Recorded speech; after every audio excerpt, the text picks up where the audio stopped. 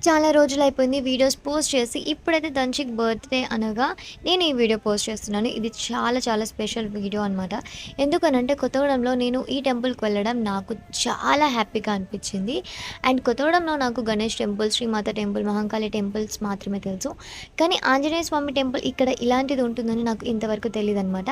మా దంచిక్ బర్త్‌డే అని చెప్పేసి మేమైతే ఈ టెంపుల్‌కైతే వెళ్ళాము.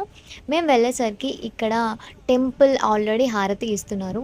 అండ్ టెంపుల్ లోపలికి వెళ్ళగానే మనకి ఎదురుగానే శివలింగం, దానికి ఎదురుగా మనకి నందీశ్వరుడు కనిపిస్తాడనమాట. ఇది కేవలం ఆంజనేయ స్వామి టెంపుల్ మాత్రమే కాదు. ఇక్కడ ఆంజనేయ స్వామితో పాటు చాలామంది దేవుళ్ళైతే ఉన్నారు. అక్కడ ఏ ఏ దేవుళ్ళు ఉన్నారో నెక్స్ట్ మినీ వ్లాగ్‌లో చూపిస్తాను. మేము వెళ్ళేసరికి హారతి ఇస్తున్నారు. గంటలు కూడా మోగుతూ ఉన్నాయన్నమాట. అండ్ ఇక్కడ ఇలాంటి టెంపుల్ ఉందని నేను అనుకోలేదు. నాకు చాలా బ్లెస్డ్ అనిపించింది.